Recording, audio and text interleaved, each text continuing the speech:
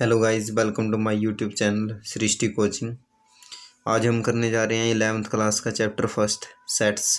ठीक है, तो सेट्स के अंदर सबसे पहले हम क्या देखेंगे कि हमारी जो डेली लाइफ होती है उसके अंदर हम कुछ ऑब्जेक्ट्स के क्या बनाते हैं, कलेक्शन बनाते हैं, कलेक्शंस बनाते हैं, या फिर हम उसको क्या बोल सकते हैं कि हम ग्रुप्स बनाते हैं।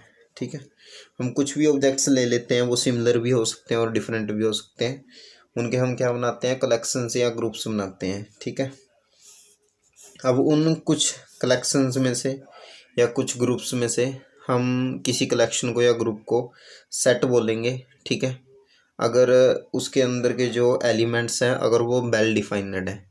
ये वेल डिफाइंड क्या होता है, इसका मतलब भी आपको समझाएंगे। ठीक है, तो सबसे पहले कुछ कलेक्शंस देखते हैं हम।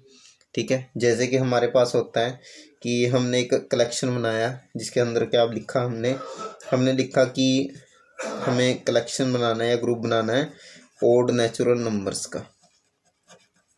ठीक है, तो ये कलेक्शन हो गया। ठीक है, इसके अंदर हम बेसिकली क्या लिखेंगे, ओड नेचुरल नंबर्स के अंदर 1 लिखेंगे, 3 लिखेंगे, 5 लिखेंगे, 7 लिखेंगे और सो ऑन, ऐसे ही चलता रहेगा ये। ठीक है, दूसरा कलेक्शन हम किस चीज़ का बना सकते हैं, दूसरा कलेक्शन हम बना सकते हैं कि हमने बनाया कि द रिवर्स ऑफ इंडिया। ठीक है, जो इंडिया है उसकी जो सारी रिवर्स हैं। ठीक है, इम्पॉसिबल नहीं है, बना सकते हैं, ऐसा कोई दिक्कत की बात नहीं है। इंडिया की जो रिवर्स हैं उसका कलेक्शन बना सकते हैं, जैसे नेम लिख के। ठीक है, जैसे हमने गंगा लिख दिया। ठीक है, हमने जैसे यमुना लिख दिया। ठीक है, या हमने गोदावरी लिख दिया। ठीक है, तो ऐसे हम क्या बना सकते हैं, जो रिवर्स ऑफ इंडिया उसकी भी कलेक्शंस बना सकते हैं। और तीसरा कलेक्शन लेट से कि हमने लिखा कि हम कलेक्शन बनाएंगे कि वेरियस काइंड्स ऑफ ट्राइंगल्स। ठीक है, हमने इसका कलेक्शन बनाया या ग्रुप बनाया, तो उसके अंदर क्या क्या लिख सकते हैं, हम लिख सकते हैं कि आइसोसेलेस हो गई। ठीक है, इक्विलेटरल हो गई, और आप ये भी कह सकते हो कि स्केलन भी आ जाएगी इसके अंदर, राइट एंगल ट्राइंगल भी आ सकती है। तो ऐसे ट्राइंगल्स के ग्रुप बना सकते हैं हम। ठीक है, तो हमने क्या किया, ऐसे कुछ कलेक्शंस बनाए। तो जो मैं सेट्स की बात कर रहा था कि सेट हम किसको बोलेंगे, तो सेट हम बोलेंगे कि जिस कलेक्शन के अंदर एलिमेंट्स अगर वेल डिफाइंड हुए तो उस कलेक्शन या ग्रुप को हम सेट बोलेंगे।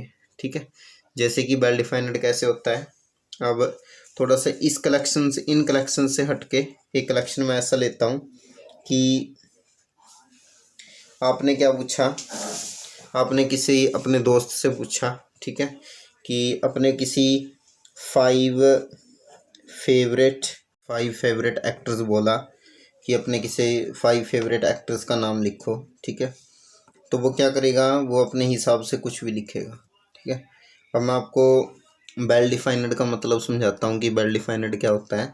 कि अगर आप किसी भी एक ऐसे कलेक्शन के बारे में पूछो, ठीक है, कि जैसे आपने ओड नेचुरल नंबर के बारे में पूछा, अब अगर आप इस क्वेश्चन का आंसर किसी भी पर्सन से लेने जाओगे, अगर उसको उसके बारे में नॉलेज है तो वो क्या करेगा, सभी या जिस भी पर्सन के पास आप जाओगे तो आप देखोगे कि सबका आंसर यही सेम आता है कि ओड नेचुरल नंबर्स क्या होते हैं, 1 3 5 7 9 होते हैं। बट अगर वहीं आप इस क्वेश्चन का आंसर लेने जाते हो कि, या फिर इस क्वेश्चन के अकॉर्डिंग कलेक्शन बनाने जाते हो कि 5 फेवरेट एक्टर्स के नाम लिखो, तो आपको पता है कि सबकी जो चॉइसेस हैं वो अलग अलग होती हैं। इसके कारण जो 5 फेवरेट एक्टर्स आएंगे वो सबके अलग अलग ही आएंगे। कोई किसी तरह ग्रुप बनाएगा, कोई उसके अंदर शाहरुख खान, या जैसे हम आमिर खान को ऐड कर सकते हैं। ठीक है, किसी को जोहिन इब्राहिम है जो वो फेवरेट हो सकता है। ठीक है, ऐसे ही अगर हम 5 फेवरेट क्रिकेटर्स के नाम बनाने लग जाएं, ठीक है, तो उसके अंदर भी क्या होगा, जो कलेक्शन बनेगा वो सभी के पास से डाटा जो कलेक्ट होगा, उससे जो कलेक्शन बनेंगे वो सभी डिफरेंट्स होंगे। तो डिफाइनड का मतलब, वेल डिफाइनड का मतलब क्या होता है कि वो कलेक्शन जिसका आंसर हम किसी से भी पूछें तो उसका आंसर वही आए, चेंज ना हो, ठीक है, उसको हम क्या बोलते हैं, उसको हम वेल डिफाइनड कलेक्शन या फिर सेट बोलते हैं, ठीक है। मीन्स जो सेट का असल मीन है या असल मतलब है जो सेट का, तो वो क्या है, वो है कि सॉरी ग्रुप ऑफ या कलेक्शन ऑफ, ग्रुप या कलेक्शन कुछ भी बोल सकते हो आप, ग्रुप या collection of well defined objects is called a set, ठीक है, इसको हम सेट बोलते हैं। और जो कोई भी सेट है मैथ के अंदर, उसको हम किसी भी एक जो कैपिटल लेटर होता है, चाहे ए हो या वी हो या सी हो, उससे रिप्रेजेंट करते हैं, ठीक है। ए बी या सी कुछ भी हो सकता है, मीन्स कोई भी कैपिटल लेटर यूज़ कर सकते हो, ठीक है।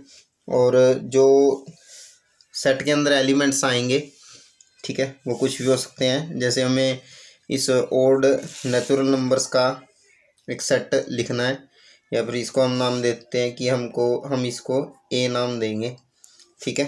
तो इसको हम ए सेट में लिखना चाहते हैं तो ए लिख के, उसके बाद जब आप इसको, इसके एलिमेंट्स को सेट्स में लिखोगे या सेट के अंदर लिखोगे तो कैसे लिखोगे, पहले आप ये ब्रेसेस डालोगे, ब्रैकेट डालोगे, ठीक है।